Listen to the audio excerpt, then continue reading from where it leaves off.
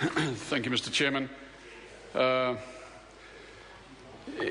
think it's pleasing to mark the final stages of this Parliamentary Privileges Bill. It's not often that we pass legislation of a constitutional nature through this House. As the committee put it in our report back, the importance of the bill for our country and parliamentary democracy should not be underestimated. It'll form part of our constitutional framework, and it will sit alongside the Constitution Act 1986. As my colleague David Parker has just said, the bill, and the Attorney-General as well, obviously the bill concerns the Parliament's relationship with the judiciary. The case had prompted the Supreme Court to define and, as we saw it, restrict the boundary of privilege enjoyed by the legislature based on the doctrine of necessity. And that far-reaching judgment has, let us be frank, tested the principle of comity. That is the fundamental characteristic of that relationship. That in turn had prompted some pushback on the part of the legislature. We were concerned to ensure that the age-old rights and powers that Mr. Parker has mentioned in the Bill of Rights are not encroached upon.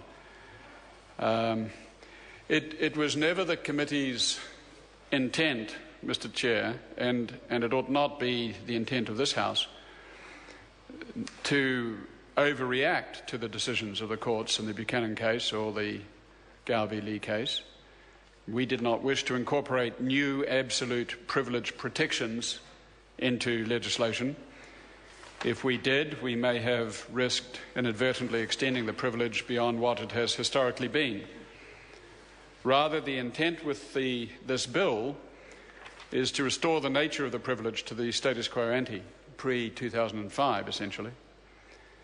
But this defining moment presented an opportunity to formally shape and give expression to the principle of comity in New Zealand.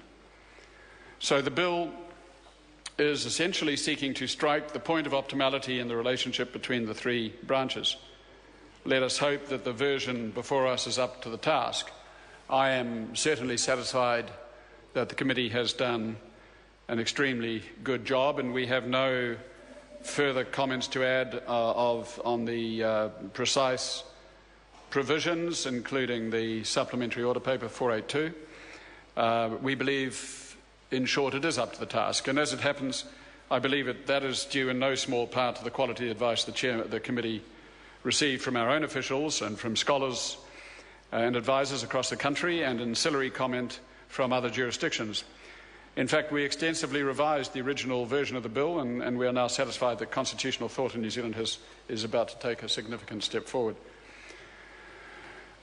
For once, I think New Zealand has done itself proud in developing and articulating a major tenet of constitutional principle, and it has done so on the basis of its own work without importing the work from outside.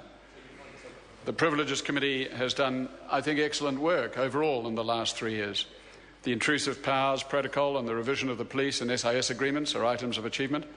But this Parliamentary Privileges Bill is certainly the major achievement.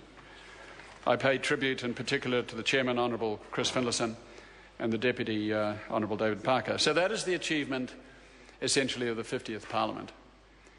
It may be that the next Parliament might be able to build on this work and perhaps undertake an even more comprehensive kind of review of New Zealand legislation that makes up the constitution of New Zealand's Parliament. It was part of the work that was undertaken in the independent constitutional review.